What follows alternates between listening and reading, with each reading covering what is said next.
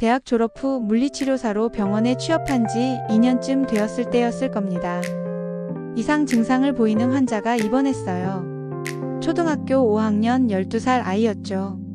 몸을 제대로 가누기 힘들어 아빠에게 거의 매달리다시피 걷고 있었습니다. 언뜻 보기에도 몸통과 팔다리에 마비가 있는 듯 했어요. 보통 이런 마비는 신경 손상이나 근육병으로 발생하기 마련입니다. 임상 경험이 그리 길지는 않았지만 나만의 물리치료 철학이 있었기에 아이를 내 방식대로 평가해 보았습니다. 우선 근력, 유연성, 활동 수준을 평가하고 기록한 뒤 환자의 증상 목록을 정리하며 전반적인 상태를 파악했습니다. 이를 바탕으로 기능 장애의 직접적인 원인과 예후를 예측하고 전체적인 치료 계획도 세웠죠. 이는 물리치료의 기본 절차이기도 합니다. 하나하나 조심스럽게 기록하며 뿌듯함을 느꼈고 꽤 잘하고 있다는 자기만족감에 빠져 있었습니다.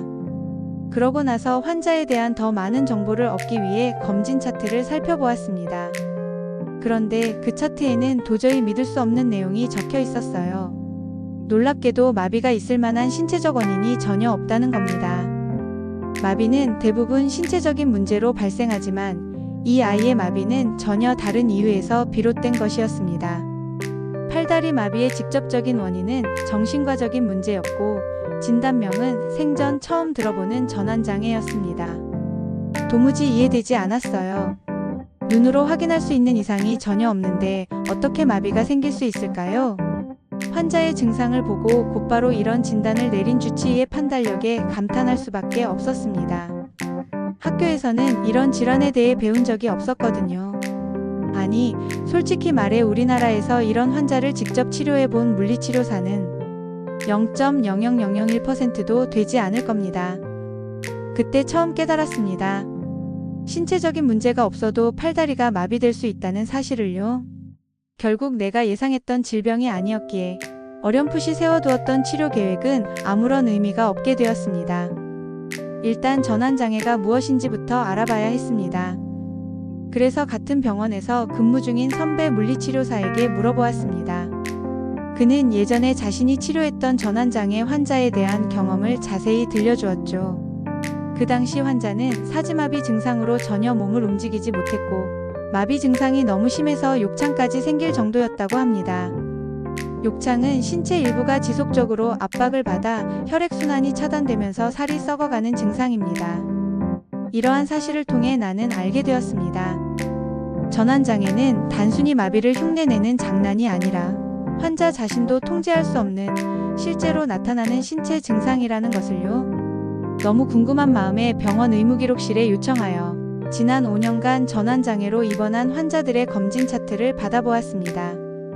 놀랍게도 그렇게 건네받은 차트는 무려 90명이 넘는 환자들의 기록이었습니다.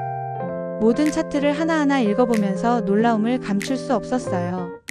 이렇게 많은 환자가 전환장애라는 진단명으로 입원해 치료를 받았다니 내가 생각했던 것보다 훨씬 많은 숫자였습니다. 그때 나는 다시 한번 깨달았습니다. 물리치료사는 정말 알아야 할 것도 많고 그만큼 끊임없이 공부해야 하는 직업이라는 것을요. 그 후로 나는 전환장애에 대한 자료를 본격적으로 찾아보기 시작했습니다. 알고 보니 전환장애는 극심한 스트레스 상황에서 심리적 압박을 피하려는 무의식적 반응으로 신체적인 증상이 실제로 나타나는 정신과 질환이었습니다. 다시 말해 정신적인 고통에서 벗어나기 위한 회피 기전으로 마비나 통증 같은 증상을 무의식적으로 만들어내는 것이죠. 정신과 관련 서적과 논문을 읽는 일은 결코 쉽지 않았습니다. 전문 용어의 정확한 의미조차 알기 어려워 내용을 구체적으로 이해하는 데 많은 어려움을 겪었습니다. 그러던 중 허리 통증으로 입원한 정신과 의사를 치료하게 되었고 그분을 통해 전환장애에 대해 유익한 정보를 얻을 수 있었습니다. 전환장애는 임상 현장에서 자주 접할 수 있는 질환이 아니었기에 보다 정확한 평가와 적절한 치료를 위해 의료진들이 한자리에 모여 회의를 진행했습니다. 각자의 전문 분야에서 핵심적인 치료 관점을 공유하고 필요한 정보를 조율하며 환자에게 최선의 치료를 제공하기 위해 함께 고민하고 협력했죠. 분명히 다른 질환이었기 때문에 치료 접근 방식 또한 달라야 했습니다. 적절한 치료 방법을 찾기 위해 수많은 논문을 찾아 읽으며 외국의 치료 사례를 접했고, 그 과정에서 필요한 자료들을 정리해 나만의 치료 계획과 방법을 세워보았습니다. 처음에는 방향을 잡지 못해 여러 실수를 겪었지만 점차 무엇이 필요한지 깨달아가며 치료 방식도 조금씩 좋아졌습니다. 이런 환자의 경우 물리치료사 혼자만의 노력으로는 호전을 기대하기 어렵습니다. 반드시 의료진 모두가 함께 참여하는 팀 접근을 통해 관리되어야 하죠. 다행히 4주간의 치료 끝에 환자의 상태는 눈에 띄게 호전되었고 무사히 퇴원할 수 있었습니다. 그리고 퇴원 후 한 달 뒤 병원을 다시 찾은 환자는 거의 모든 신체 기능이 정상에 가깝게 회복되어 있었습니다. 그 순간 말로 표현할 수 없는 뿌듯함이 밀려왔습니다. 그 후 6개월 동안 우연히도 전환장애 환자들이 연이어 4명 정도 입원하여 치료를 받았습니다. 그 중에는 보행에 장애가 있는 환자도 있었고 목이 비틀어진 상태로 입원한 환자도 있었습니다. 비록 모두가 완치된 것은 아니었지만 그 경험을 통해 전환장애의 치료 방법을 더욱 체계적으로 정리할 수 있었습니다. 또한 수많은 물리치료사가 모인 자리에서 전환장애에 대해 발표할 기회를 얻기도 했습니다. 이 모든 경험 덕분에 나의 물리치료 역량이 한층 더 성장했다는 것을 느낄 수 있었습니다. 아직도 어떻게 심리적인 문제가 신체적인 증상으로 이어지는지 정확히 이해되지는 않습니다. 하지만 이런 알 수 없는 증상들을 마주할 때마다 인간의 몸은 참으로 복잡하고 경이로울 만큼 심오하다는 사실을 실감하게 됩니다. 사실 지금도 감당하기 어려운 증상을 치료하는 일은 선뜻 마음이 가지 않습니다.